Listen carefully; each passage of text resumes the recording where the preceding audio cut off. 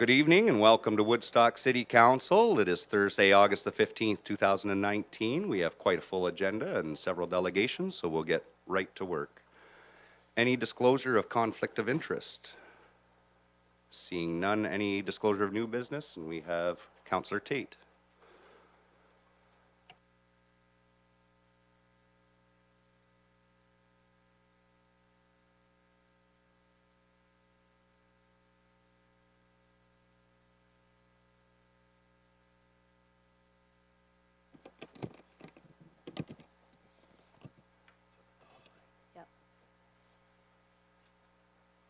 Okay, that Woodstock City Council requests that the Woodstock Police Services Board increase the sworn complement of officers by 2, and further that these 2 officers be dedicated to a downtown patrol at an estimated annual cost of $300,000, and further that the officers commence duties as soon as possible, and that the 2019 cost of the additional officers be financed from account number 0170-51112-000, reserved for salaries and wages.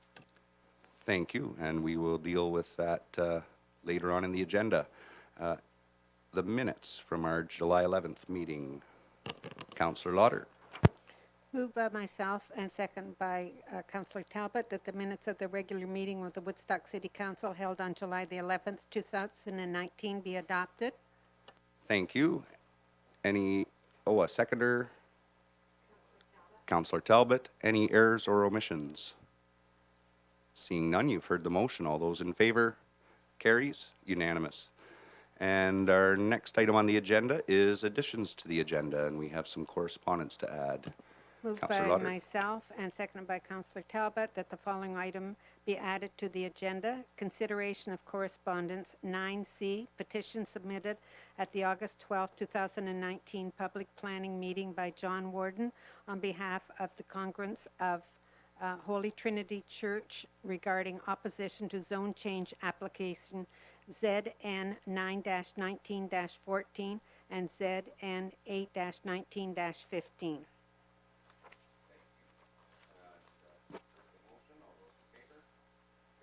Unanimous. So our next item on the agenda is the delegations, and tonight we'll begin with Chris Eby, an update on the community table. Welcome. Thank you, Your Worship. On each of your desks, you have a flyer, why the table was started, why I started it, and if you look inside, there's 4 messages. 3 of them are people that use the table and give back to the community, or one of my 6 volunteers. We are now getting 65 to 70 people on Saturday mornings in an hour and a half. It's becoming more difficult and more difficult to keep it, but thank God there's companies and sponsors out there that want to help and want to see this. A lot of these people are just street people, homeless, low income, that have nothing on the weekend to eat. And if you read little Johnny's in there, that a lot of the times he says during the week that's the only food he gets is on Saturday mornings. So I would encourage you as counselors to come out. These guys always want to see you. Woodstock Police Service has been very, very good in working with us on it. And so I just wanted to bring it up. It costs us about $80 a week to put this stuff on the table. And we put out muffins or whatever. This Saturday's pizza from Domino's Pizza, free, 100 slices of pizza. The rest of the time we put out whatever we can get reasonably, and we always have fresh fruit on the table. And all of our clients, if you want to call them that, really appreciate it. So I really appreciate City Council backing it, and appreciate that you're behind it because it is needed. Thank you. Thank you. Questions of council? Councillor Talbot. Thank you, Worship. Through to Chris. With this being the abundant seasons of gardens, do you have a lot of people that have surplus that are bringing it down to the table to donate as well? Yeah, we have a fill at market now that comes down from Grimsby every week and sells peaches at market. And I talked to him and he started giving us 15 pounds or so of peaches every week now, of seconds for the table every week right now. And yes, there is some people bringing surplus vegetables and things like that too. Because I know I talked to a lot of people that have gardens at their own home, and I mean, they always have more than they can use, so hopefully they'll get the message and maybe bring them to your table so That's- that they can be That's why spread the around. flyer, hence that's why the flyer came out. They're available at any time. They're available every Saturday at the table. And if anybody knows of anybody that needs flyers, they will be going out to churches and things like that. So the other all our sponsors will be getting them so that they understand what's going on September 10. Just so you know, Sandy, we are going to be at the Norwich Pub for their last car show to get out the word also to these people that it's there. Good. Well, thank you, you're doing a great job. Thank you. Councillor Accioni? Thank you, Your Worship. Just more of a comment really for you and all the volunteers. It takes a lot to put together, certainly know that, and was actually amazed a few of the times. I know a few of the councillors have popped in to try to support as well. So keep it up. It's heartwarming to see the smiles and the gratitude, sure. So just keep it up. Thank you. Thank you. Further discussion, Councillor Schadenberg? Yeah, through the mayor to our delegation, I want to thank Chris as well. It's just another compliment, I guess you could say. It's one thing to be a volunteer to see an important cause like this, but Chris really does go above and beyond, and also a member of the Accessibility Advisory Committee for the City of Woodstock, so he's contributing in that way as well. Thanks a lot, Chris. Thank you. Thank you. Our next delegation is Margaret Randall on climate emergency.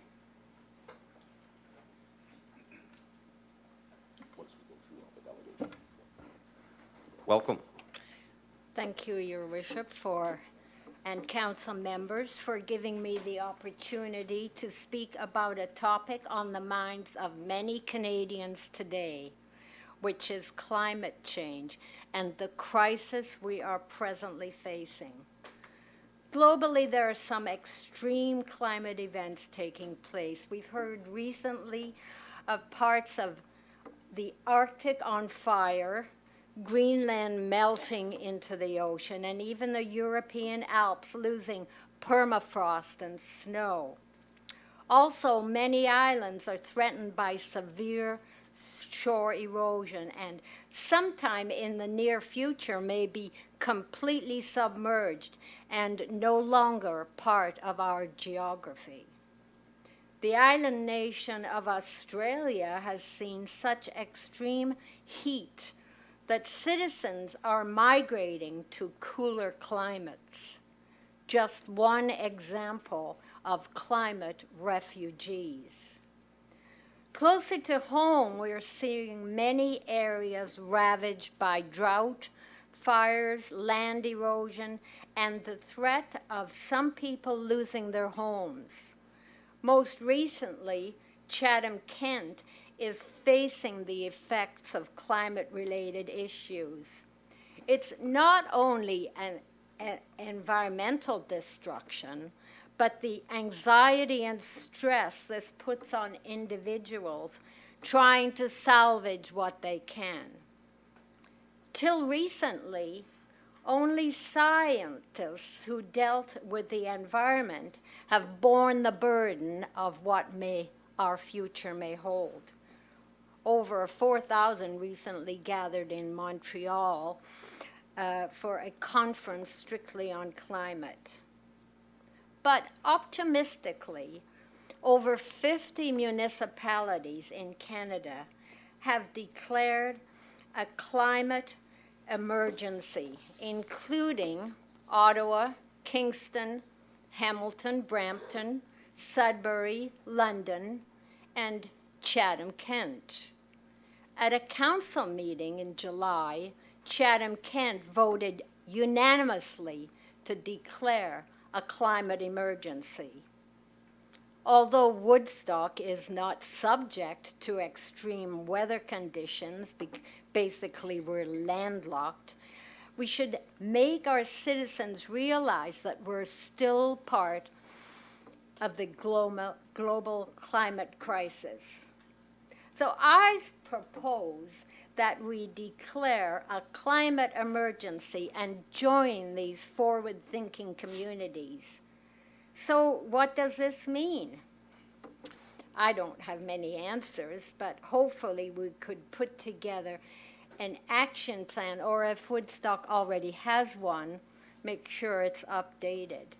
And talk to the experts, ask other communities who've signed up, and maybe join the Green New Deal. And if some of you aren't familiar with that, it's an organization that's been put together and hundreds of communities that have declared a climate emergency are joining the Green New Deal, where municipalities get citizens to work together on something that would help the climate.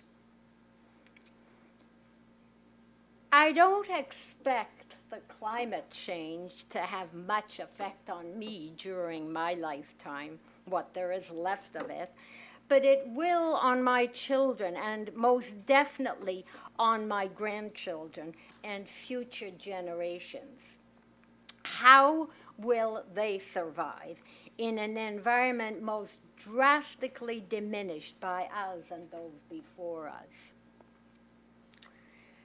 But let us do today what we can to do anything to help to save our planet if it's not already too late. So simply put, I hope that the environment will be front and center of any actions that the city of Woodstock takes in the future. Because without a habitable place to live, work, and just breathe, nothing else really matters, does it? Thank you. Thank you. Questions of council? Seeing none, thank you very much. Our next delegation is Peter Crows regarding transit issues and single-use bags.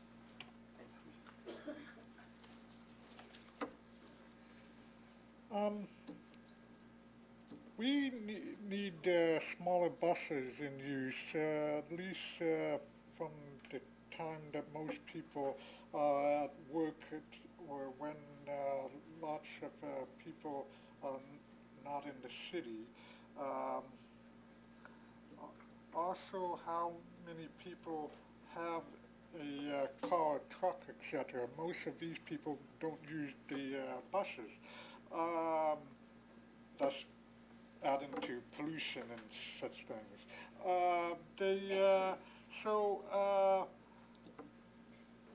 Now we're not to count them. How many people are left? The buses should and must be for them. And so, how many is that? In regards to people who are in poverty, like perhaps people on ODSP, in order to relieve the money issue for them, to keep money in their pockets, they could ride for free with some kind of special ID that the person would get for free to reduce the burden on those living in poverty. I'm kind of thinking, I noticed that you have smaller buses, but I rarely ever see them in use. Yet you got the big buses that are mostly empty. You could maybe use the smaller buses more often. It would help on the environment. And I remember that a while back you were talking about something about perhaps using hydrogen fuel cell buses that produce zero C2 emissions. Well, that sounds good environmentally if they're small, because it doesn't seem that in this city that many people are using the buses, so maybe smaller buses would help with the environmental issue of things.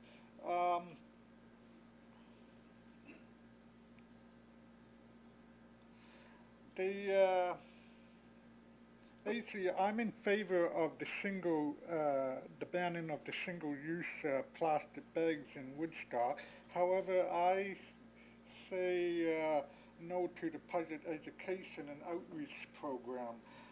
Just put out the word that the ban is to come in effect on January 1st, 2020. People know that plastic bags are bad for the environment. However, why stop there? Why not begin a move on banning plastic in general, straws, etc.? Keeping in mind not to hurt the businesses, of course, of our community. But phase plastic out in general use.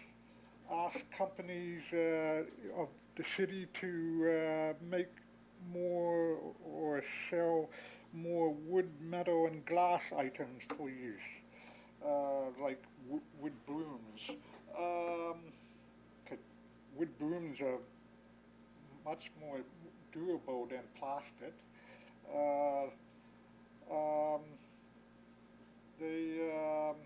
And like laundry soaps, I can remember in 2010, you'd basically always see laundry soap in a box. Nowadays it's all plastic. Maybe we should be reversing it and going back to the way it was.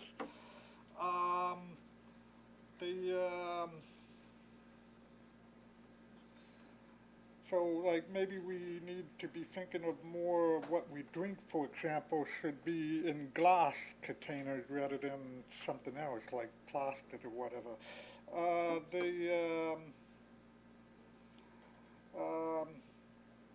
It could get the word out that Woodstock welcomes businesses that make, sells, and use items of wood, metal, and glass, and basically no to anybody that doesn't go along with that.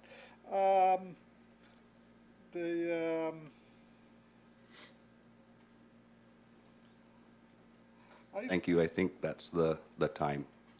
Thank you. Questions of I have council? only one sentence left. Oh, okay. Make it quick, please, Peter. Okay, Thank you. thanks. In in regard to banning the bag, I've noticed that a lot of apartments, units, and whatever, people use the plastic bags in regards to using them to get rid of the garbage. So basically, that would be another thing to consider. Thank you. Thank you. Questions of council? Seeing none, thank you very much. Our next delegation is Jurgen Van, I'll never pronounce it right, sorry Jurgen, Van Dyken, ban on plastic bags. Thank you. Thank you, Your Worship. Good evening, my name is Jurgen Van Dyken, and I'm here tonight to request of council to ban single-use plastic shopping bags in the city of Woodstock. I prepared a brief PowerPoint presentation, and I'd like to take a few minutes to take you through that. As you know, plastic pollution is a global challenge that requires immediate action, and you probably are aware of as well that less than 10% currently is being recycled in Canada. The city of Woodstock has about 20 plus large retailers. I name a few: Canadian Tire, Walmart, No Frills, etc. And together they produce about 10,000 bags on a daily basis. That is 3.5 million bags on an annual basis. And that equals to 20 metric tons of plastic bags in the landfill, and unfortunately, some along the Thames River as well. And thanks to some dedicated citizens, that is being cleaned up on a yearly basis. According to scientists, it takes about 200 to 1,000 years for plastic bags to break down. However, they're not 100% sure because plastic bags have only been around for 50 years. So our motion tonight is for council to ban single-use plastic shopping bags in the city of Woodstock through a 1-2 phase process. Phase 1, starting in October the 1st this year, is to educate the public through social media, newspaper, and through our local radio station 104.7 Hard FM. Then phase 2 would be January 1st of next year to ban single-use plastic shopping bags. Now, I've had the privilege of talking to numerous store owners and managers in the city of Woodstock, and you can see them on the board there. Some of them had to refer to their corporate office as they could not speak on their behalf. Others, like Foodland, Chris, the owner of Foodland, was in strong support. He's actually on a committee for Sobeys as well, on the renewable committee. Zers had to refer back to corporate office. No Frills made the comment that it absolutely makes sense. Canadian Tire, I was happy to talk to the store owner there, and she indicated that the new store owners are very likely be in support of this new ban. Food Basics referred back to corporate office. Dollarama, as well as PetSmart, are both in favor, as well as SportCheck. And of course, as you are well aware, that Sobeys has recently announced that they're banning the single-use plastic bags, shopping bags, at all their 255 locations throughout Canada. And that was recently announced on July 31st. Downtown BIA has approached the downtown core businesses, and I've copied 4 of the comments, as you can see there. Ken's Trailer Sales was is highly in favor of this ban. Catherine DeBoer from Radiant Health Yoga. I personally believe this would tremendously be a step in the right direction to achieve zero waste ahead of the government's 2021 plan, and how inspiring we would look compared to other cities. And thanks to City Councillor Connie Lauder, thank you for your support on this ban. And I'd like to address your question after the presentation. As well as Smith Flowers mentioned that they're on board with this ban. So we're not reinventing the wheel here. This is nothing new. As you can see, Newfoundland and Labrador has already implemented a ban like that. Prince Edward Island is done as well. And several communities in British Columbia have implemented a ban of single-use plastics. Now, the good news is for the city of Woodstock is that we would be the first in Ontario. And quite honestly, I was quite shocked to learn that we'd be the first city in Ontario, because I expected other cities to have already done that in Ontario. So your support is requested from your counseling as councillors for this ban. And in my opinion, is minimal cost to the residents of the city of Woodstock. Minimal effort is required. It doesn't take much to bring a reusable shopping bag into the grocery store. As you could see in the presentation, there is strong support from local businesses, support as well from the BIA, and of course, it is in line with the federal government's plan 2021. So banning single-use plastic shopping bags is a great step towards our goal to zero waste 2050. But why now? Why not wait for the federal government's plan to 2021? There could be a potential federal government change in the fall, and that could change this plan, as well as if this government is continue to be in place, the actual plan will be taking another 1 to 2 years before implemented. So I'm asking to start changing embedded behavior now and make an impact on our community. Thank you. Thank you. And questions of council? Seeing none, thank you very much. And our next delegation is Chirag Dave. Oh, sorry, Councillor Lauder. Would you, through the mayor, to Mr.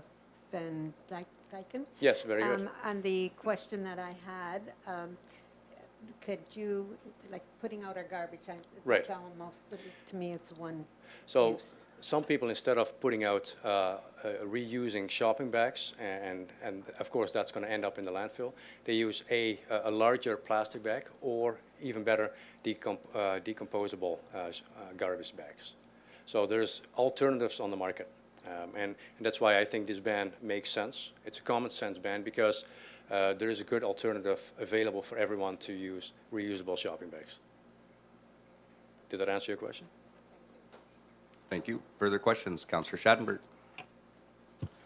Yeah, through the mayor to Jurgen. Just wanted to point out, of course, I'm on the advisory committee for the environment, and the chair for the committee, Chris Kennedy's here tonight, and Jurgen's been at least the last 2 meetings for the committee discussing the different directions or the parameters to be able to put together this possible ban. I know in Victoria, BC, for example, they've got 97% is what they figure their diversion rate is now away from the plastic bags coming from retail outlets and Yep. people using reusable bags. In fact, I think people are pretty well shunned if they need to buy a bag at Exactly. a store.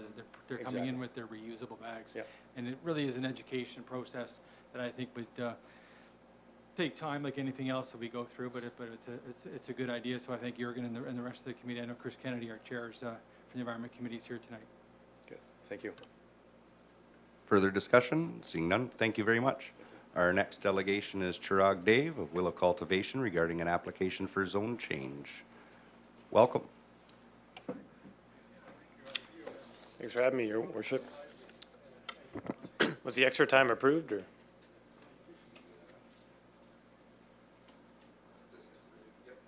Okay, excellent. I apologize if you're here on Monday. There might be a little bit of redundancy, but bear with me. Members of the council, thank you for having us here today.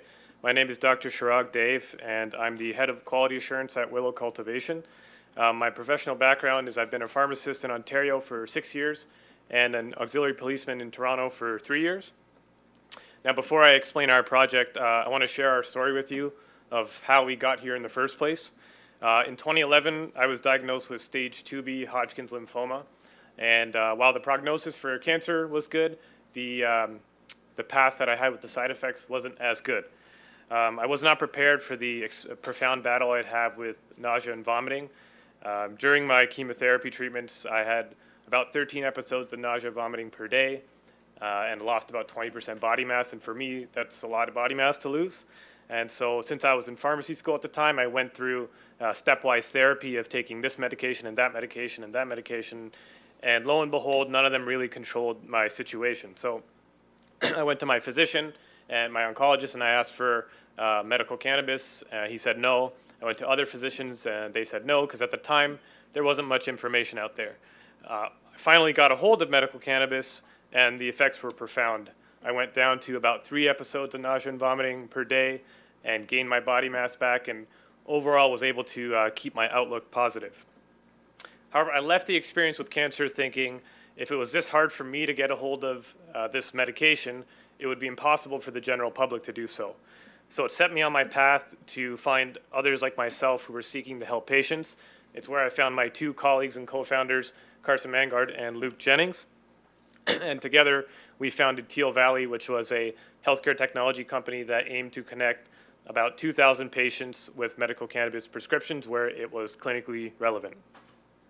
So fast forward to here we are today at Willow, trying to start Willow Cultivation, where we strive to create quality products for our patients. As we know, those patients are our friends, family, and potentially ourselves. We propose to operate out of a 12,000 square foot facility on 1 acre of land on Woodall Way. Following our build out, we'll apply for the micro cultivation and micro processing licenses under Health Canada. To give you an idea, we can grow about within 200 square meters for our cultivation, which is the size of center ice in a hockey rink, and process about 600 kilograms of cannabis per year. And this is in contrast to the other license, that's the standard licensing, which has no limit on the proposed amount you can grow or process. Our long-term goal in this facility is to focus on cannabis processing rather than cultivation for a litany of reasons.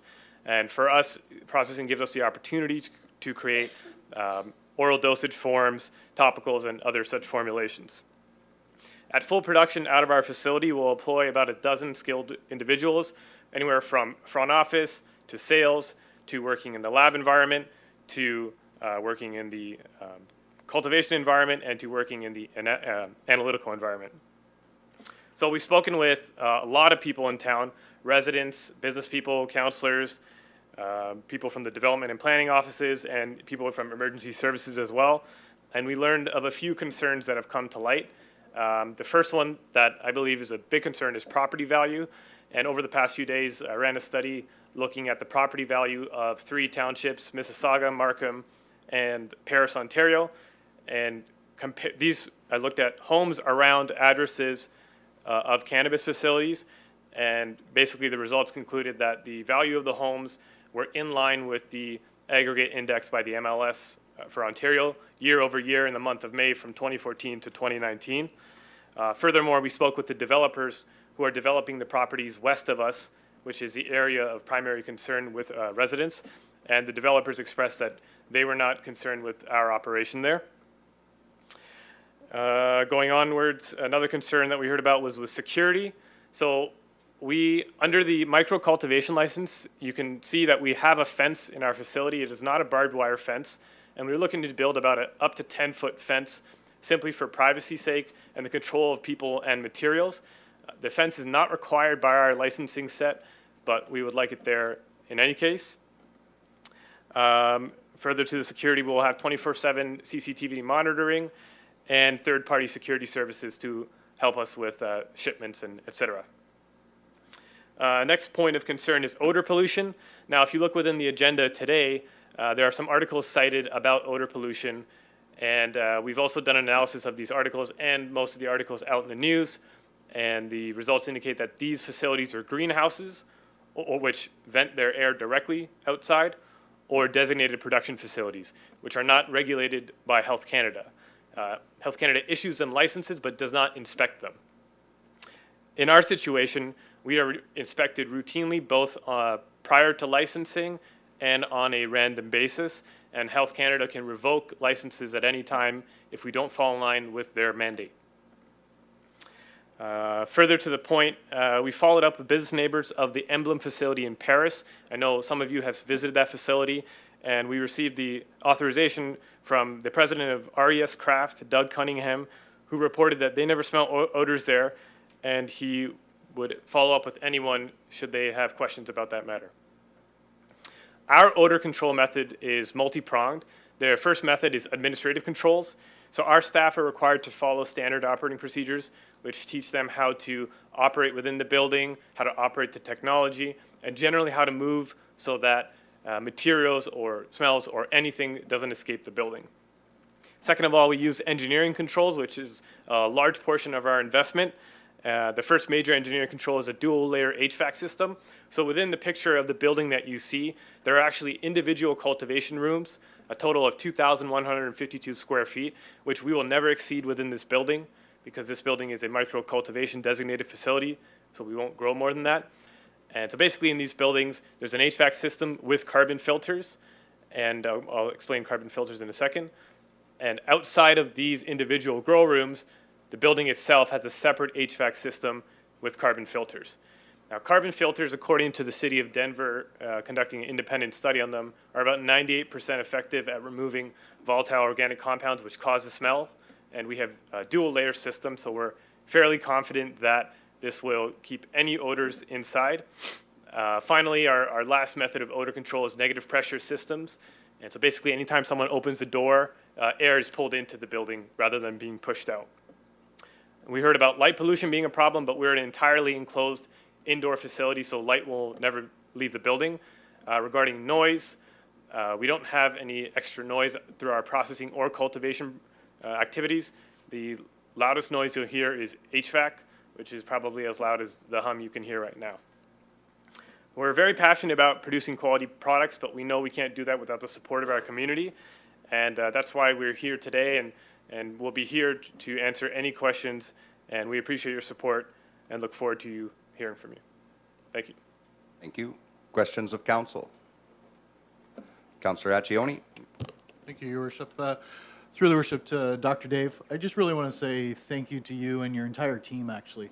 Obviously, this has struck a chord with a lot of the community. And you guys have been fantastic with questions. I'll be the first one to admit my ignorance of this whole thing, but you guys have been really great. And no matter how this goes, of course, I do hope we can find a location here in the city. I do want to welcome you to the city, but understanding citizens' concerns and everything, I just really want to say thanks. You guys have been good to deal with. And I want to make sure the community does know that they've been very, very good. That's all. Thank you. Appreciate that. Thank you. Thank you. Through the mayor to Mr. Dave. I appreciate everything. We had a long meeting the other night, extremely long, and maybe there was a few that I should have cut off. But anyhow, I think that everyone had their say, and your business, you handled everything just wonderfully. And so I, too, am hoping that we can find a place that's good for all, because I certainly believe in what you are promoting. I've had it in my own family, and I've talked to different people that have had to use it, and it's been very good for them. So I just want to thank you and appreciate you coming to our city. Thank you, Councillor. Thank you. Further discussion? Seeing none. Thank you very much. Thank you. And our next delegation is Chris Camboya regarding the Woodstock Wolverines. Welcome.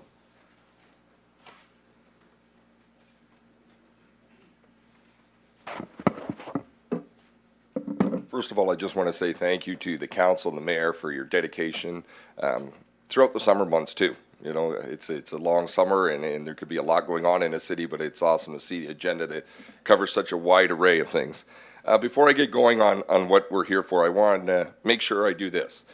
There's a lot of volunteer coaches, a lot of volunteers and board members, whether it's our sport, any other sport or initiative in the city of Woodstock. Quite often these volunteers race home from work. They don't have time for supper to go coach kids that aren't or don't have their last name and really make an impact in our city.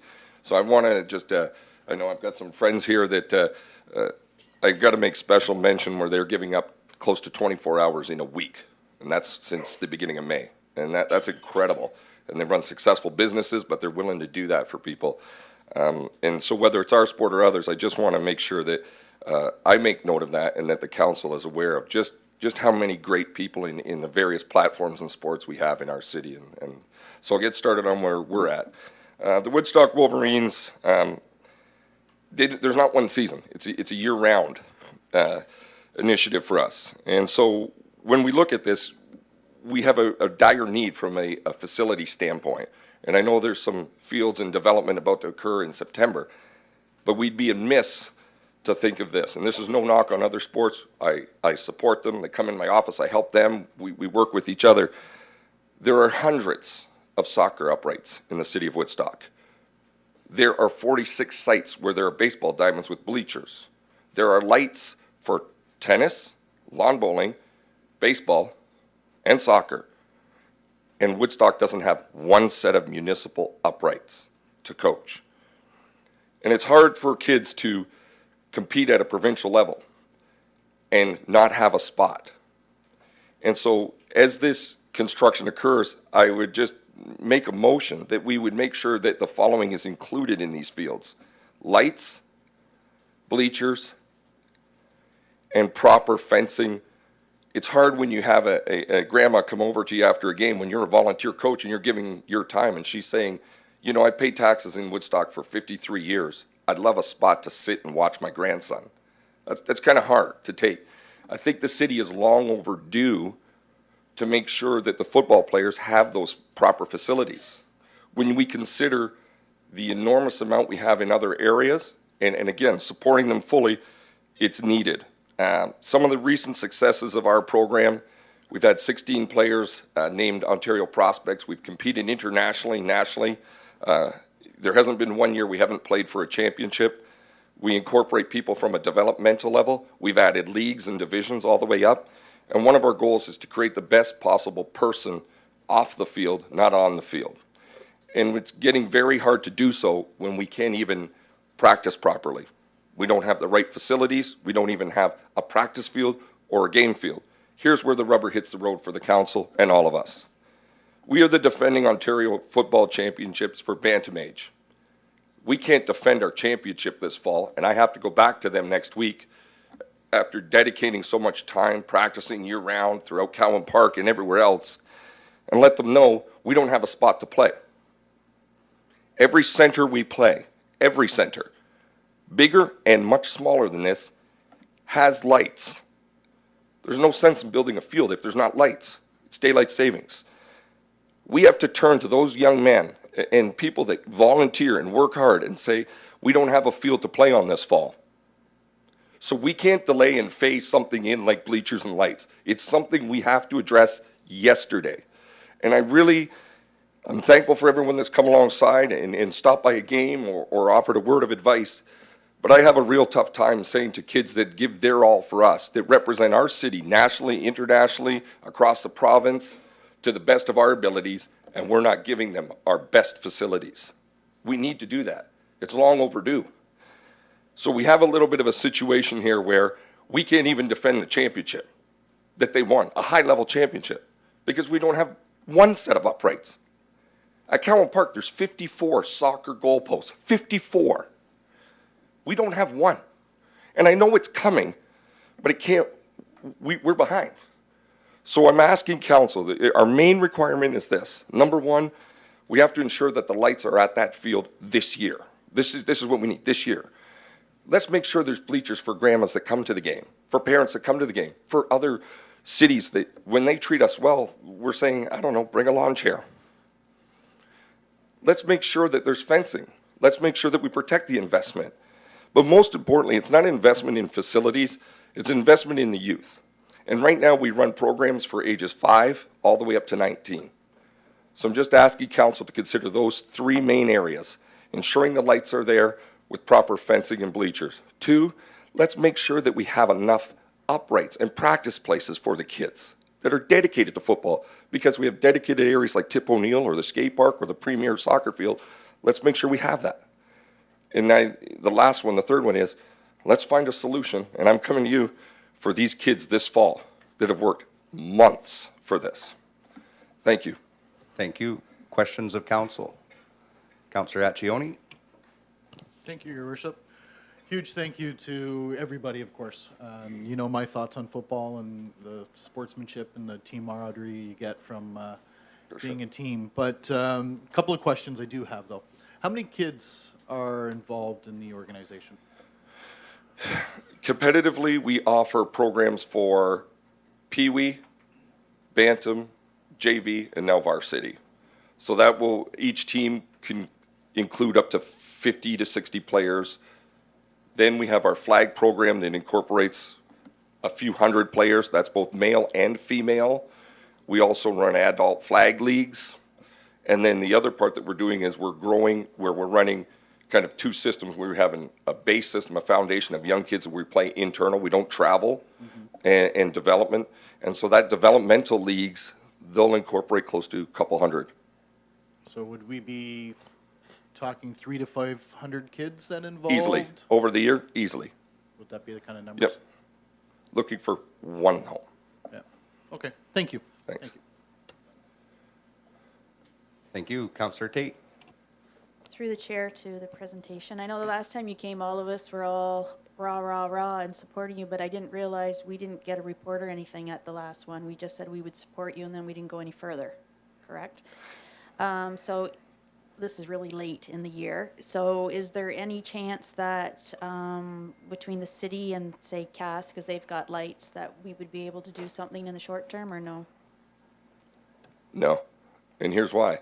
We've tried that. I think Brian has a number of pictures and documents that we've sent where we've tried to book and everything. It doesn't work. And I don't want to interfere, because I would never interfere with someone's labor negotiations or anything else, but I really think that needs to be a separation. When you're dealing with school boards and municipalities, all of the programs that we play or deal with, both from Toronto to New Tecumseh to Windsor to London to Burlington to Clarington, they all have a municipal field, because it's often better cared for through the city than it is. And in the fields that are out there, I play slow pitch, it's a great, the soccer pitches are great, the skate park's great, so I got to assume the football field will coincide.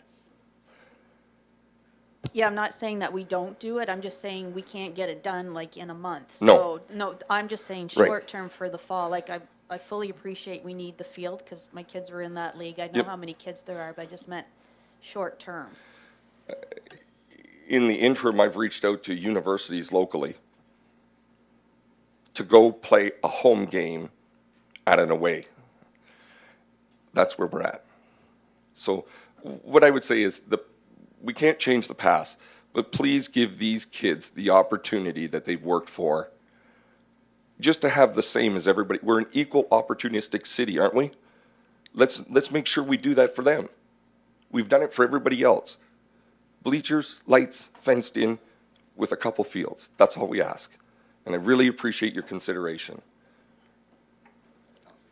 So just further to that, I think that must have been, we dropped the ball the last time, because I think everybody was supportive of it, but there must have not been an ask, so fully appreciate that you came back for that.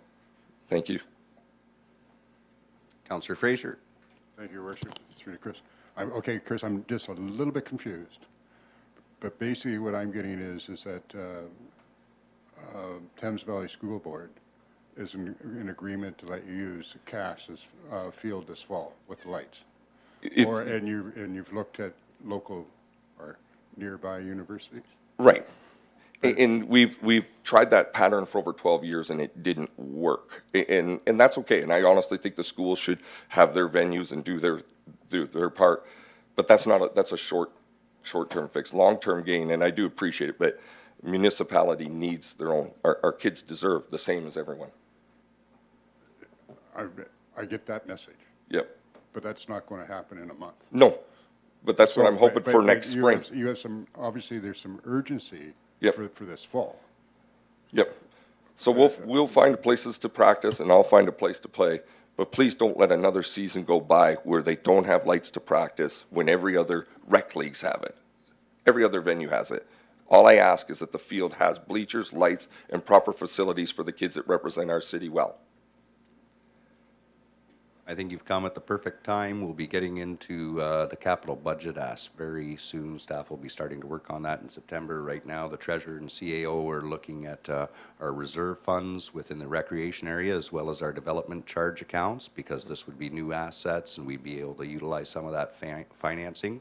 So I think that staff is aware that council is in support, and we want to get this rectified as soon as possible. Thank you very much. Thank you very much We for do your time appreciate your tonight. time. Thank you. Next on the agenda is consideration of delegations, and we will start with the delegation on the update on the community table. Councillor Accioni. Moved by myself that Woodstock City Council receive the update from Chris Eby regarding community free table as information. Thank you. And a seconder, Councillor Lauder. Discussion? Seeing none. You've heard the motion. All those in favor? Carries. And next on the agenda is Margaret Randall with the climate emergency. Councillor Fraser. Woodstock City Council received a presentation from Margaret Randall requesting a declaration of climate emergency as information. Thank you. And a seconder, Councillor Tate. Discussion? Seeing none, you've heard the motion. All those in favor and opposed? Carries. And next item on the agenda is the presentation from Peter Crows. Councillor Tate. I'll receive his information. And a seconder, Councillor Schadenberg. You've heard the motion. All those in favor? Carries. Unanimous. Next one is the presentation from Jurgen Van Dyken on the ban of single-use plastic bags. That'll be dealt with under 13A when we get to the report from the advisory task force. Then we'll have the one on willow cultivation when we get to planning. So next up would be the Woodstock Wolverines presentation. Councillor Tate. I'll move that Woodstock City Council refer the request for the Woodstock Wolverines to staff for a report. Thank you, and seconded by Councillor Accioni. Further discussion? Councillor Tate. Yeah, and as I mentioned before, when Chris came before, everybody was very supportive, but I don't think anybody realized at council we didn't actually do anything further than say we supported it. So thank you for coming back. We dropped the ball on that one. I did, on another note, because the Cowan Foundation's been so generous, I did refer this to them, but if I don't hear anything back, I don't hear anything back. So we gave it a shot. Thank you. Councillor Accioni? And just more of another general comment, if we can make this kind of a priority as best possible to city staff, that would be greatly appreciated. Thank you. You've heard the motion. All those in favor? Carries unanimous. Okay, next item on the agenda is the consideration of planning reports, and we'll begin with the application for zone change for willow cultivation. And who would like to make the motion? Councillor Accioni?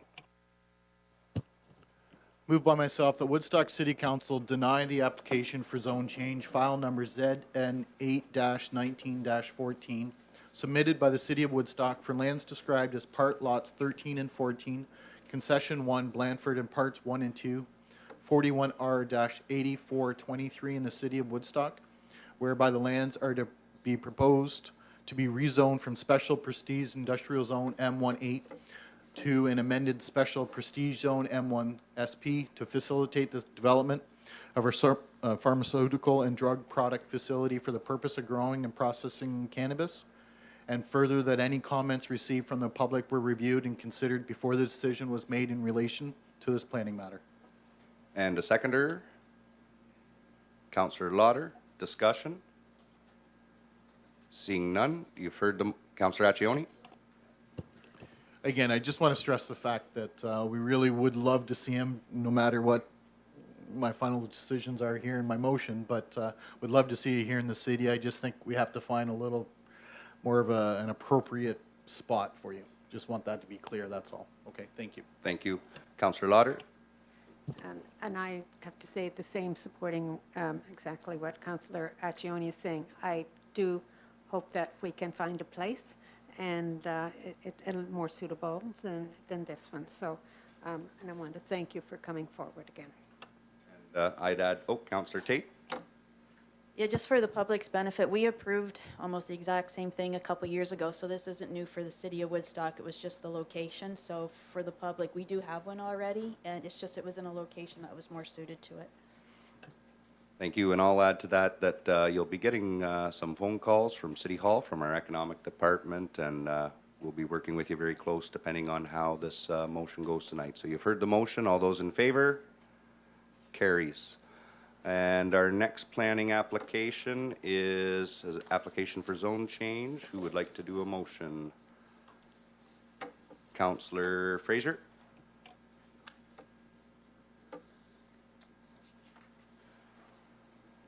That Woodstock City Council approve the application for lands described as part lots 13 and 14, concession 1, Blandford, part 1, 41R-8423 in the City of Woodstock to be rezoned to the subject lands at Special Prestige Industrial Zone M1-8 to Special Prestige Industrial Zone M1-9 to eliminate the minimum lot size requirement as well as to reduce the minimum required landscape open space to 5%, lot frontage to 20 meters, and the rear yard to 7.5 meters for lands abutting the non-residential use. And further, that any comments received from the public were reviewed and considered before the decision was made in relation to this planning matter.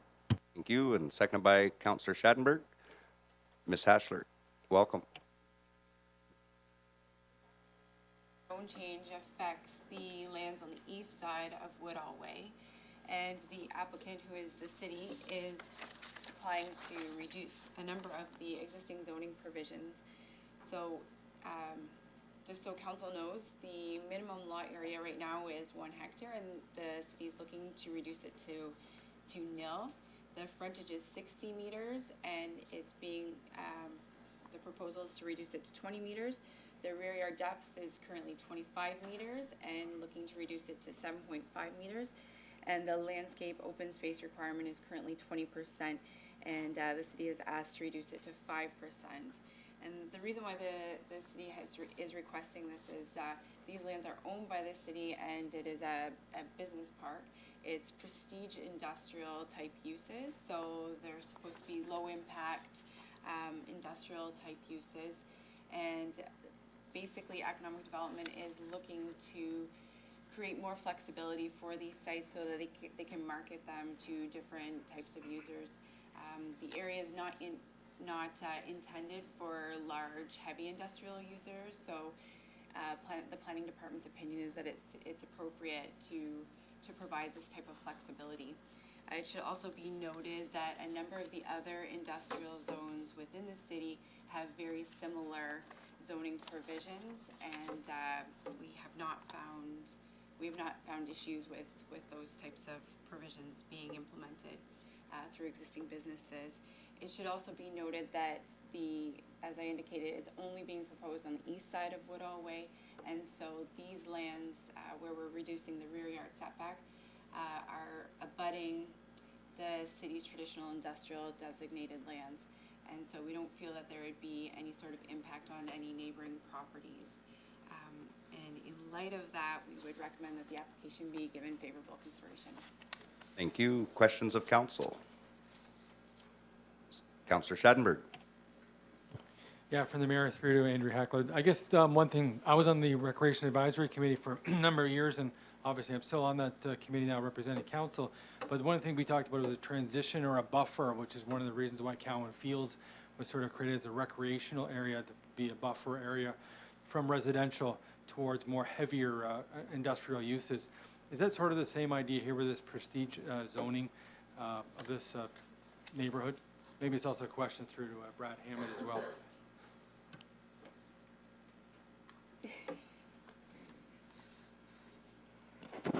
Your Worship, through to Councillor Schadenberg. Yeah, I guess the purpose of the prestige industrial, it was kind of a buffer type area. Why we're changing it now is the zoning and the official plan designation went on that business park before we were 100% sure where the roads were going to be running. Now that it's developed and the road has been built, the road essentially splits that prestige industrial zone in half. So we're sticking pretty well to our guns as it's close to the residential property. As you cross the road, we're relaxing it, particularly in this case, the rear yard setback. The rear yard faces away from the houses, so it serves no purpose really to buffer the houses. So that's, I'm not sure whether that's answered the question or not. I've talked for a while.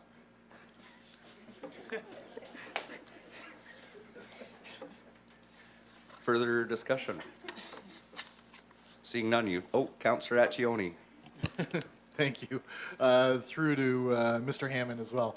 This is still, though, going to be prestige, like still the same, we're still kind of targeting the same kind of businesses and everything else. That doesn't change, it's just the spacing, I'm going to assume. We're allowing little smaller spaces, but still that same kind of businesses. Yeah, Your Worship, through to the Councillor Accioni, that's correct. We're not asking for a change in the permitted uses there or any of those principles, simply some of the setbacks that affect the development of the property. Yeah, thank you. Further discussion? Seeing none, you've heard the motion. All those in favor? Carries. Unanimous. Next item on the agenda is another application for zone change for Thames Development. Who would like to read that one? Councillor Lauder.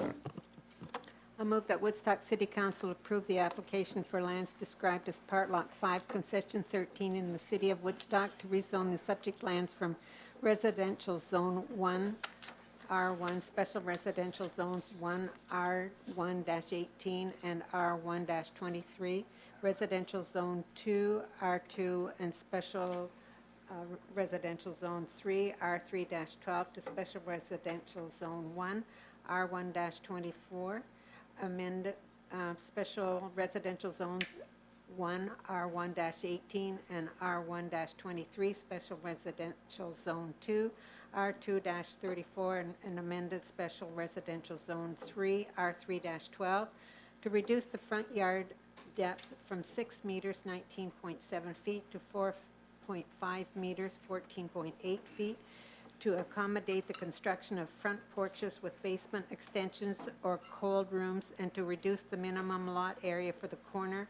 lot located on the southeast corner of Knights Lane and Queenston Boulevard from 540 meters, 5,812.7 square feet, to 500 square meters, 5,382.1 square feet, to accommodate a single detached dwelling.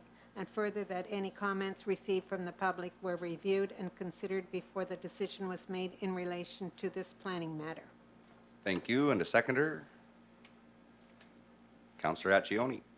Ms. Haschler. Thank you. So this application for zone change, as Councillor Louder indicated, is basically to reduce the front yard depth from 6 meters to 4.5 meters for all of the dwellings that are located in this draft plan of subdivision. It was, as council may recall, it was recently approved in January 2018. The applicant has started to apply for building permits because a portion of the subdivision has now been registered. And when they started to apply for the building permits, they realized that they were in need of this provision. So just so council is clear too, we have supported in the past, in the previous phase, we supported the same relief for cold rooms. So it's from 6 meters to 4.5 meters. Currently, the zoning bylaw allows for a porch to encroach 1.5 meters into the front yard, and it just doesn't allow for any sort of basement or cold room underneath. And so basically the applicant is just asking to extend that. So when you're driving down the street, you wouldn't notice that there's any sort of relief there. We've also included a provision in the bylaw that a 6 meter setback would still need to be required in front of the garage so that we can maintain the required number of parking spaces. And then the other relief that the applicant has requested was for this one single lot, it's a corner lot, to reduce the lot area from 540 square meters to 500 square meters for a single detached dwelling. And in the R1 zone, the 540 square meters is required, but in an R2 zone, where there's single detached dwellings are permitted, it's significantly less the lot area, and so we're satisfied that adequate setbacks, parking, amenity space, and whatnot can be accommodated on the site. And so in light of our review, we would recommend that this application also be given favorable considerations. Thank you. Questions of council? Seeing none, you've heard the motion. All those in favor? Carries. Unanimous. And we have another one. Who would like to read this one? Councillor Tate. I make the motion that Woodstock City Council support the application to amend the county official plan submitted by Tiffany Developments Corporation for lands illegally described as Part Lot 5 Concession 13 in the city of Woodstock to redesignate the subject lands from future urban growth to low-density residential and medium-density residential to permit the development of 20 street-fronting townhouse dwellings and 3 single-detached dwellings, and further that Woodstock City Council approve in principle the zone change application submitted by Tiffany Developments Corporation for lands illegally described as Part Lot 5 Concession 13 in the city of Woodstock to rezone the lands from future development zone and special residential zone to special residential zone and residential zone 2 to facilitate the proposed draft plan of subdivision, and further that any comments received from the public were reviewed and considered before the decision was made in relation to this planning matter, and further that Woodstock City Council advised County Council that the city supports the application for draft plan of subdivision file number SB 19-0208 submitted by Tiffany Developments Corporation for lands illegally described as Part Lot 5 Concession 13 in the city of Woodstock, consisting of 3 lots for single detached dwellings, 3 blocks for townhouse dwellings, and an extension of Edinburgh Drive subject to the following 32 conditions of draft approval. And thank you for not reading all 32 conditions. A seconder on this one. We'll go with Councillor Fraser. Ms. Haschler. Thank you. So as not to repeat Councillor Tate, I'll just skip right to what the proposal is. So the application is for a draft plan of subdivision, official plan amendment, and a zone change, and the applicant would be seeking to redesignate from future urban growth to low and medium density. And what they're requesting the official plan amendment and zone change to accommodate 3 blocks of street fronting towns, which would be a total of 20 units, and then 3 lots for single detached dwellings. And you'll see that they're each on corner lots here. The applicant, in support of the application, submitted a traffic noise assessment, which indicated that in order to mitigate the noise along Oxford Road 17, they would need a noise wall. And then they also requested relief from the zoning bylaw to accommodate the dwellings.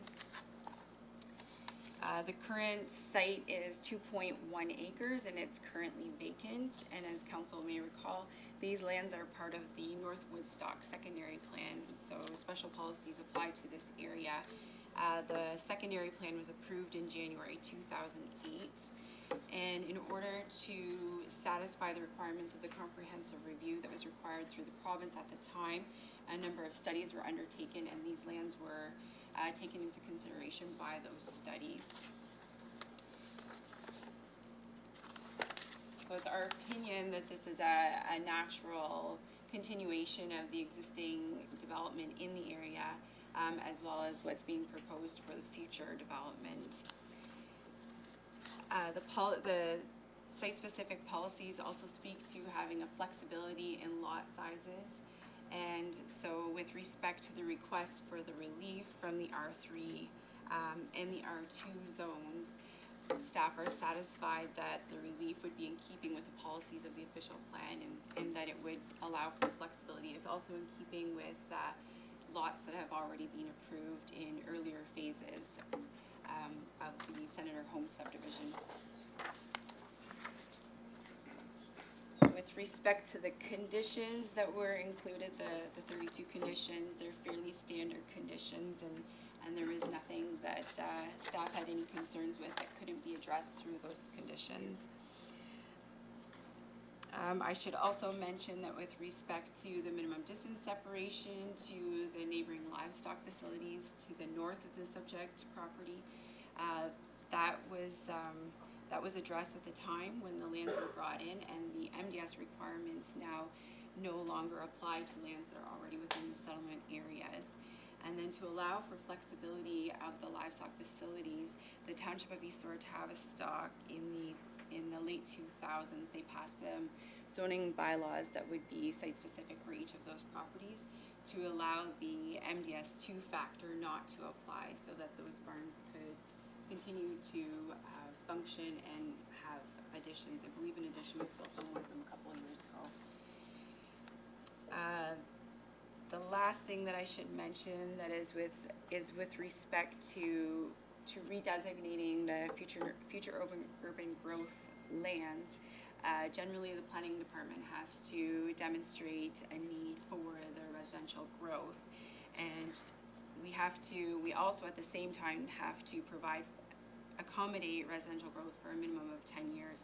And at this point in time, according to the comprehensive review that the county planning department just undertook, where Woodstock would be slightly below the 10-year supply. And so bringing this subdivision online would help to alleviate some of that pressure. So in light of our review, we would recommend that this application be given favorable consideration. Thank you. Questions of council? Seeing none, you've heard the motion. All those in favor? Carries. Unanimous. Thank you very much. Next item on the agenda is the consideration of correspondence. Councillor Accioni. Thank you, Your Worship. Moved by myself, the Woodstock City Council endorse the resolution of the Town of Halton Hills calling upon the Province of Ontario through the discussion paper entitled Reducing Litter and Waste in Our Communities to review and implement a deposit return program for all single-use plastic, aluminum, and metal drink containers. And further, that the Province of Ontario review current producer requirements and look for extended producer responsibility for all packaging. And further, that Woodstock City Council circulate support of this resolution to the Association of Municipalities of Ontario, the Premier of Ontario, the Minister of the Environment, Conservation and Parks, and the Minister of Municipal Affairs and Housing, Oxford MP Dave McKenzie, as well as Oxford MPP Ernie Hardman. Thank you. And the seconder, Councillor Schadenberg. Discussion. Councillor Accioni. Thank you, Your Worship. Just it was actually when this came across our emails that Halton Hills did this. It was a real discussion piece. I happened to be at a friend's place, and we were talking about the lack of recycling. How many people actually don't throw in the recycling and everything else? And ever since that point, and this is a little while, everywhere we go, it seems it kind of sticks out at me. And I think if everybody was responsible by getting some money back, we might be helping the environment and everything else we're doing, that this is something small that province can do. So thank you. Thank you. Councillor Tate. Through your chair, and I have a reverse look at that because to me it's not small, and I think like I appreciate these letters and the things they stand for, but you have to look at the wording. And my concern is when we do stuff like this and further that the province of Ontario review current producer requirements and look for extended producer responsibility for all packaging, that would be virtually impossible for a company to just do one province. It would have to be the entire organization, like I look at Coca-Cola or whatever, any of these. And my other thing is I have a sibling that lived out west and everything was user pay, so everything was recyclable. But the cost to the everyday person, so it's always the lower income people that are affected by this because the cost is pushed on to the product, so the consumer. So to me, it's affecting the low-income people. We make things almost impossible for them. I know we're trying to help the environment, but I have faith that people will recycle on their own. That's why with these kind of things, I look at them and I look at them on two sides. And to me, I mean, they're feel-good things, but I think they're virtually impossible. And we have to be very careful what we put on the consumer because it affects everybody. Thank you. Further discussion? Seeing none, you've heard the motion. All those in favor? And opposed? And motion carries. And next on the agenda is the correspondence for the County of Oxford for local court security. Councillor Schadenberg. That Woodstock City Council appoints Jerry Accioni, Councillor Connie Lauder, and also Mary Ann Silverthorne to the local court security advisory committee. Thank you. And a seconder, Councillor Fraser. Discussion? Seeing none, you've heard the motion. All those in favor? Carries. And next item on the agenda is the petition we already dealt with, and then administrative services. We have our reserve and reserve fund policies. Looking for a motion. Councillor Accioni. That Woodstock City Council adopt Council Policy AS009, Reserve and Reserve Fund as amended. Thank you. Seconded by Councillor Lauder. Discussion? Seeing none, you've heard the motion. All those in favor? Carries. Next on the agenda is the Statement of Revenue and Expenditures, and that's for July 31st. Councillor Lauder. I'll move that Woodstock City Council receive the Statement of Revenue and Expenditures and the Statement of Capital Expenditures for the period ending July 31st, 2019 as information. Thank you. And a seconder, Councillor Accioni. Discussion? Councillor Schadenberg. I guess I just have a couple of questions, probably to Patrice Hilderly. I noticed on page 10, in the council financial statement, there's revenue from equipment for Board of Works listed as being for 2019 of 930,000, but so far there's just over 4,000 in that category. Maybe there's some explanation as to how that's factored in. Your worship, through to Councillor Schadenberg, that generally those entries start beginning to be made in September, and they're finalized at the end of December when we close our equipment. Continue. Councillor Schadenberg. I guess one more, I guess on page 34, the Ontario Museum operating grant for this year is expected to be $31,000 in the budget for 2019, and so far there's zero received. I just wanted to make sure we're still on the books to receive that. Your worship, through to Councillor Schadenberg, yes, we are. We've made the application at the end of June, and we expect it before the year end. Thank you. Further discussion? Seeing none, you've heard the motion. All those in favor? Carries. Unanimous. Next item on the agenda is the George Street speed concerns. Councillor Lauder. I'll move that Woodstock City Council direct the city engineer to complete a review of the area bounded by Wellington Street, Ingersoll Ave, Huron Street, and Dundas Street that provides options to redistribute the two-way stop directions to balance the stop conditions in both the north, south, and east-west directions and report to council. Thank you. And a seconder, Councillor Accioni. Discussion? Councillor Lauder. I think that the people in that area will be pleased that we are looking at something, and they are very concerned with the speeding, and I've been getting some emails from the people, and especially the gentleman that was here that did the presentation. And so I think that this will serve us well and find out what we can do for them. Thank you. Further discussion, Councillor Fraser. I'll be interested in seeing the report. I take it, Mr. Ellis, you'll be doing that one. But and been in that area for so long, I'm just having trouble imagining how they're going to do it. But having said that, but in the meantime, could we encourage the police chief to see if they could get the portable speed indication sign out, and maybe, I know that staffing is an issue, but whatever they could do to assist in the meantime. I don't want to speak out of school, but we have several board members from the police here, and I think we've already used not the speed sign one, but the one where speed is monitored and tracked at time of day, kind of in a stealth way, because it sometimes is usual suspects at certain times of day, and so they're out there monitoring to make sure they're targeting the speeders at the right time. And Your Worship, I agree with that, but from my previous lifetime, I know that sometimes that some people speed because they don't know they're speeding. And so a gentle reminder brings them back to reality.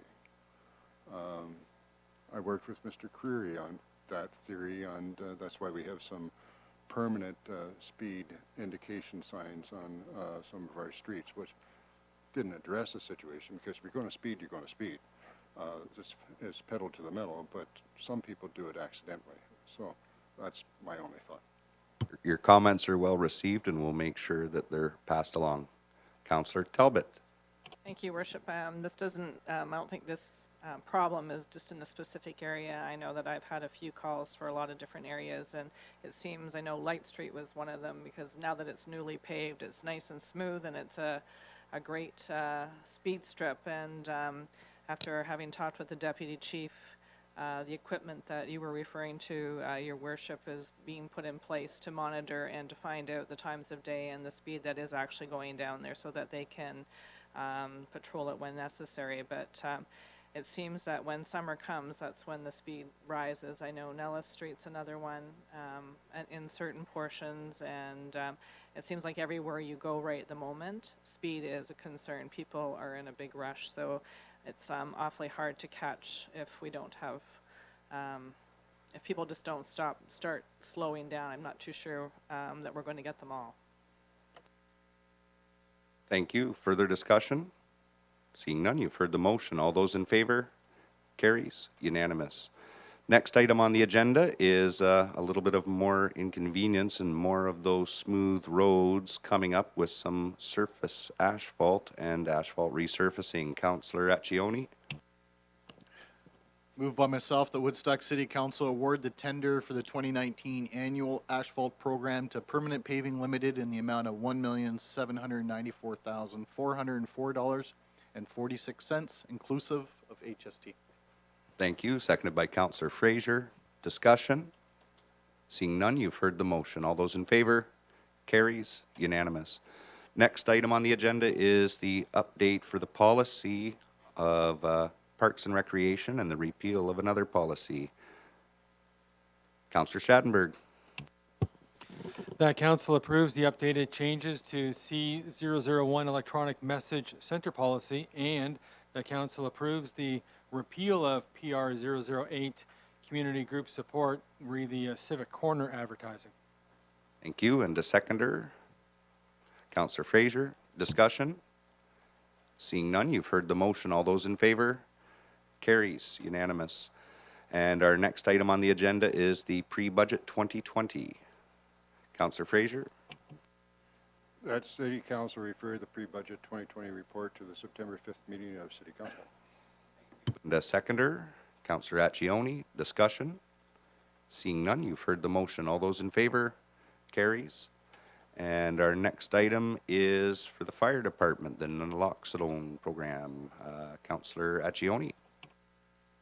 Moved by myself, the Woodstock City Council approve the enrollment of the Woodstock Fire Department in the Ontario Naloxone Program.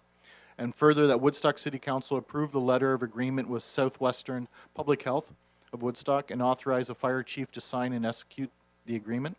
And further, that Woodstock City Council refer the naloxone program report to the bylaw section of the agenda. You and a seconder, Councillor Tate. Discussion.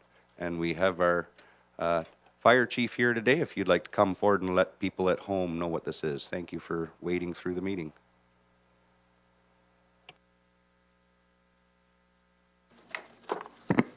Thank you, Your Worship and members of council. So a bit of a history background with the program for it.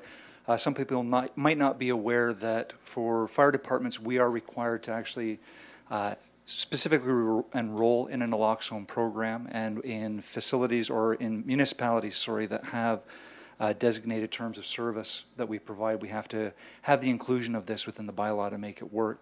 Because we do provide some medical care as part of our services, we're not covered underneath of the Good Samaritan laws that allow other areas to carry naloxone on their trucks and to be able to administer it to other members outside of personal use. So by us being able to enroll in this, by the authorization to enact it, it'll allow our members to carry naloxone, the nasal sprays, on our trucks, make them available not only for members of the public for calls that we may already be attending, but to also be able to administer it to our fellow firefighters if we're at a scene and we happen to come in contact with a product that could wind up causing a reaction of a firefighter. So, Thank you. Questions of council? Councillor Fraser. Not really a question, Your Worship, but if I could take the opportunity, and though we're a few minutes ahead, but congratulate Jeff on being appointed as our permanent fire chief. You've done a tremendous job as the acting chief, and welcome. thank you very much. I appreciate the kind words. Thank you. Further discussion? Seeing none, you've heard the motion. All those in favor? Carries. Unanimous. Thank you very much. And our next item on the agenda is the Woodstock Environment Advisory Committee report on the single use of handled shopping bag ban. Oh, where are we? Councillor Schadenberg, are you there?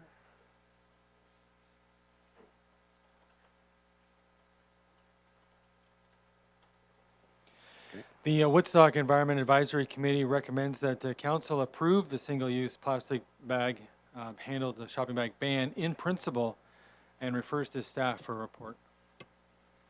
Thank you. And a seconder, Councillor Tate. Welcome. So, discussion. Councillor Tate.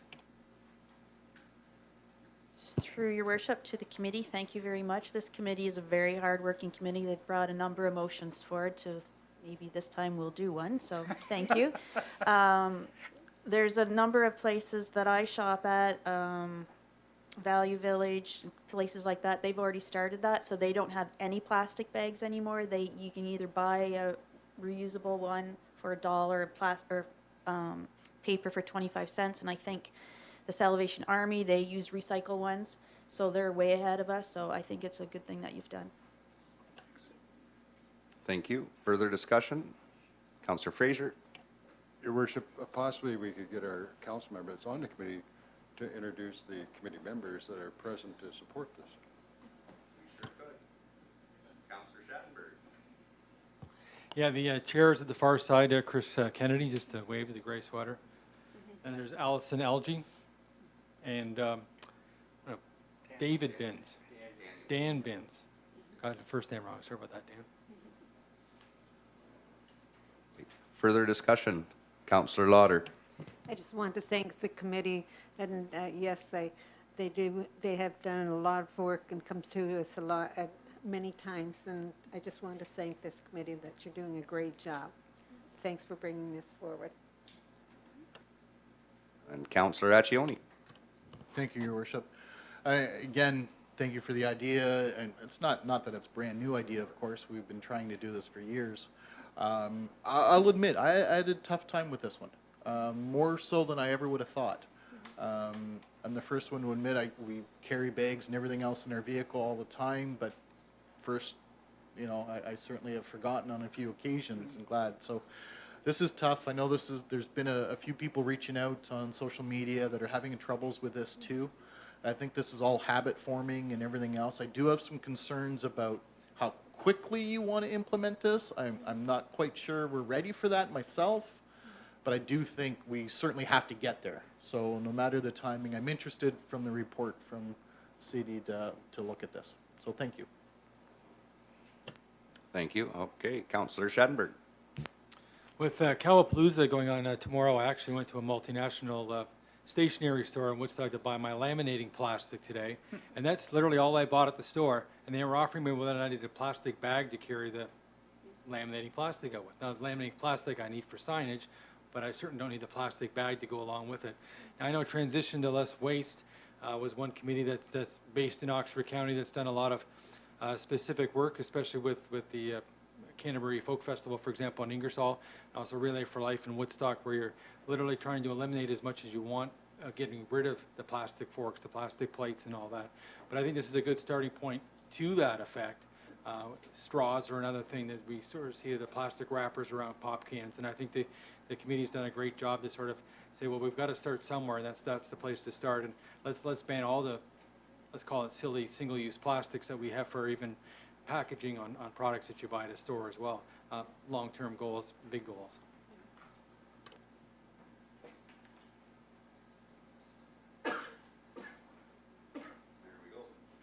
No further discussion. You've heard the motion. All those in favor? And motion carries. Thank you. Next item on the agenda is new business. Councillor Tate. That Woodstock City Council requests that the Woodstock Police Services Board increase the sworn complement of officers by 2, and further that these 2 officers be dedicated to a downtown patrol at an estimated annual cost of $300,000, and further that the officers commence duties as soon as possible, and that the 2019 cost of the additional officers be financed from account number 0170-51112-0000, reserved for salaries and wages. Thank you. And a seconder, Councillor Fraser. Discussion, Councillor Tate. I want to thank Councillor Lauder.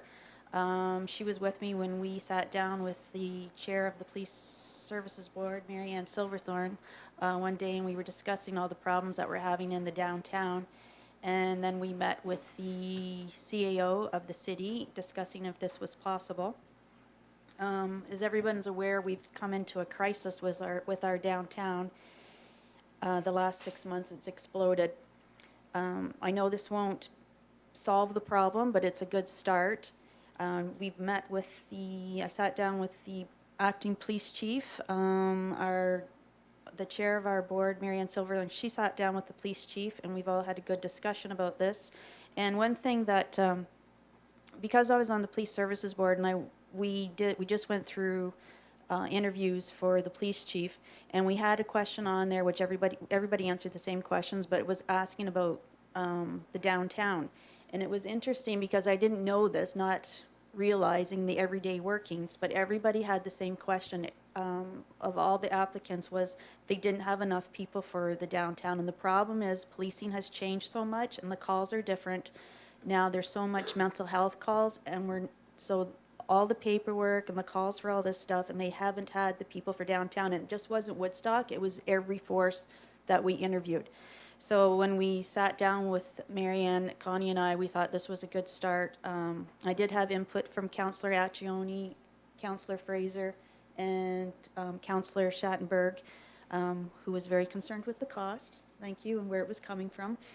So I appreciate Council's help with this, and of course, the Mayor. Thank you. Further discussion? Councillor Lauder. Yes, in bringing this forward, there's been problems with having our staff having to clean up some of the problems in the museum, and it's not safe for them. And so I think that this is a good start. Also, I've had various problems at the library. So I really think that something like this hopefully will help. And I know we're not the only city that has this problem.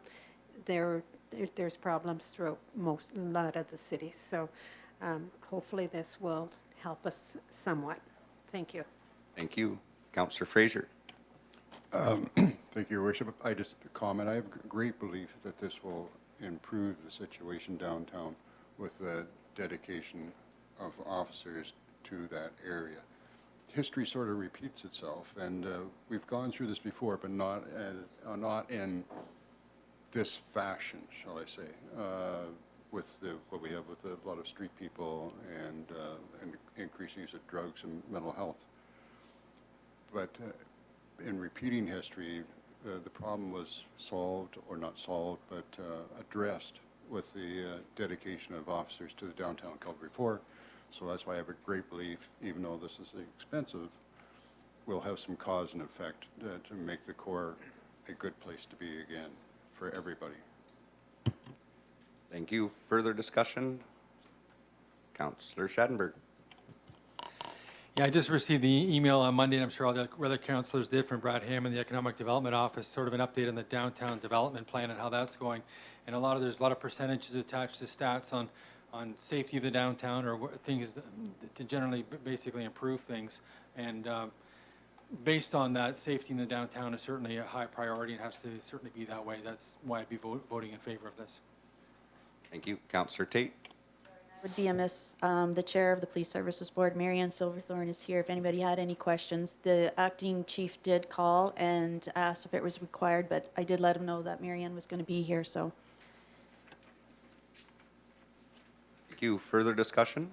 Seeing none, you've heard the motion. All those in favor? Carries. Unanimous. And next up is bylaws.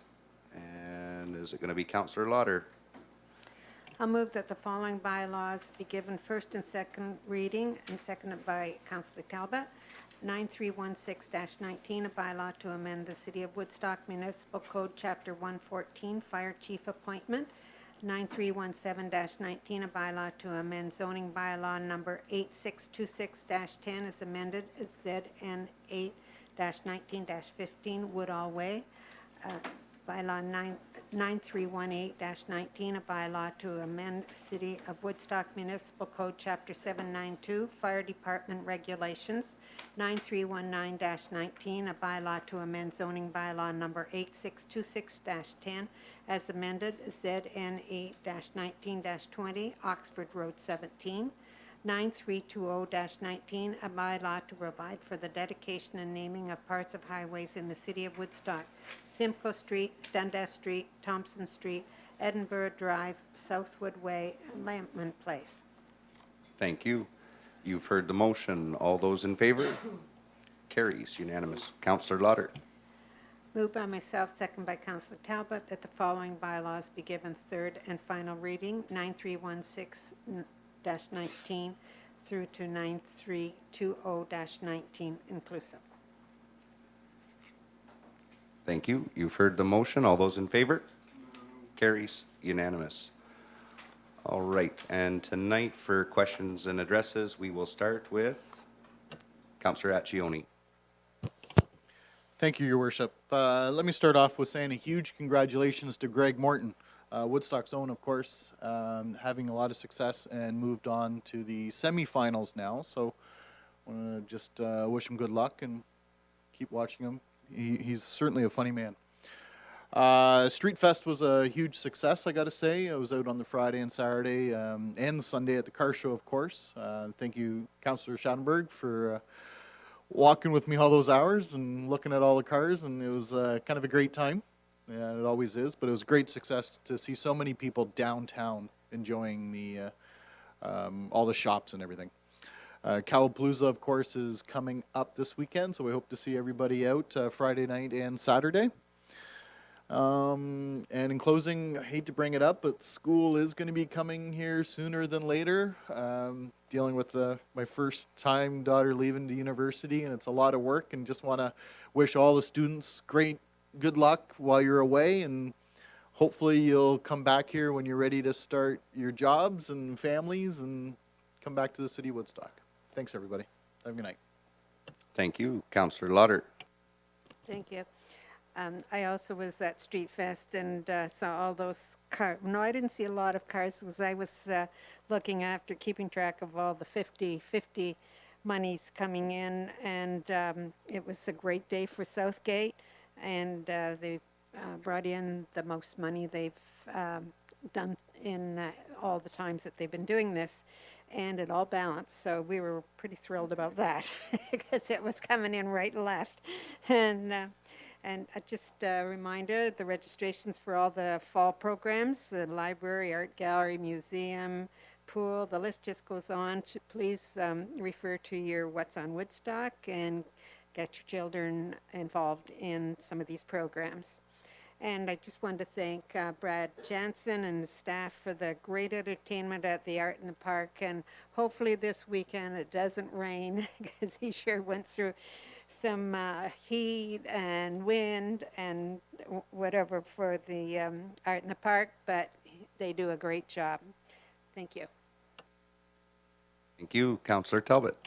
Thank you. Just want to congratulate the BIA downtown Woodstock for a very successful street fest. I think it was one of the better ones.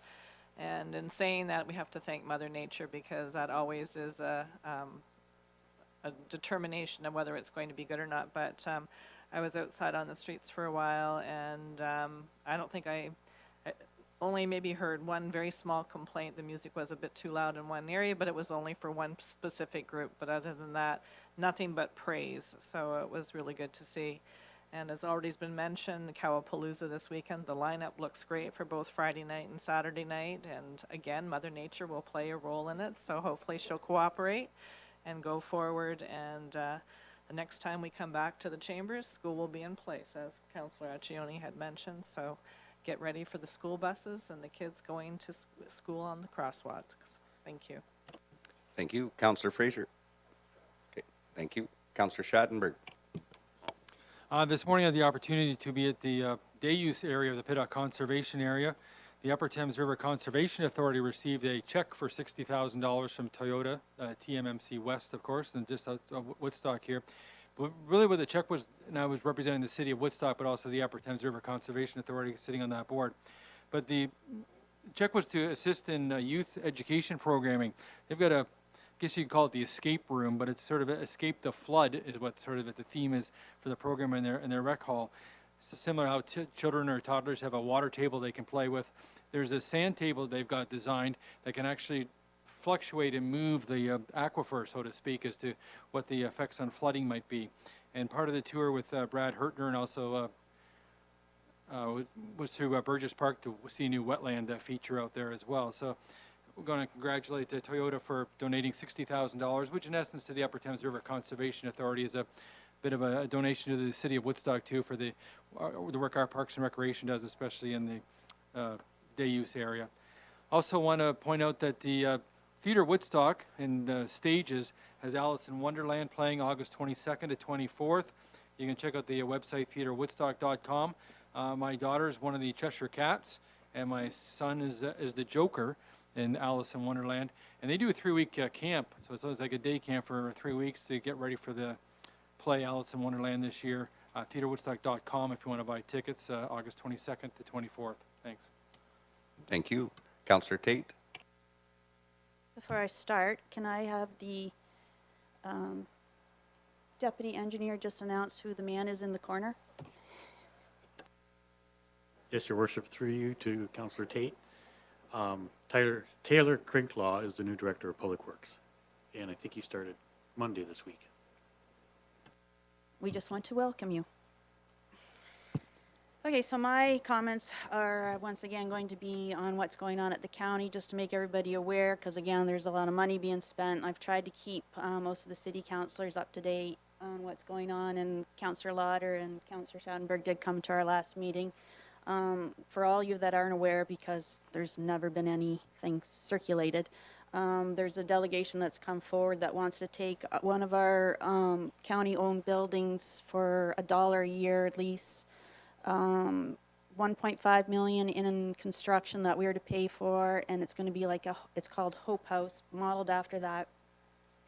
They want 40% of the taxpayers to pay for the operations. There's a lot of questions. This isn't our mandate, and we're actually not supposed to be doing anything like this because, as everyone is aware, we're under a regional review.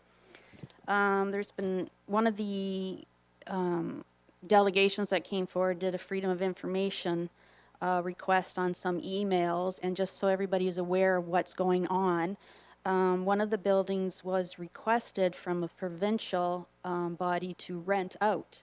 So they'd be paying rent instead of us giving it for free. And one of the emails that came across on this FOI is that the CAO was aware back in June. The email actually says there are complexities giving OMAFRA play as well. The target is August 14th, which is very, very upsetting. And all the taxpayers of this county, not just Woodstock, but of Oxford County, should be aware of what's going on. Also, the mayor brought forward this garbage issue, which we've been fighting. The mayor and I, over at the county, there was just 4 of us, including the 2 of us, the mayor of Blanford Blenheim and Tilsonburg mayor, on millions they want to spend on another garbage thing. And apparently there's an email that the CAO for the county was contacted by a private corporation to do the same thing, and he sent back, sorry, not interested, but did not let anybody in the public, including council, know. This is very upsetting. It was a tie vote, which is shocking to me that nobody would want to look at a private individual instead of the government doing, but I just want everybody to be aware. I'm sure the paper will be doing a story on this so the public's aware, but it's very upsetting for the people in the neighborhood where this Hope House was to take place because nobody was notified.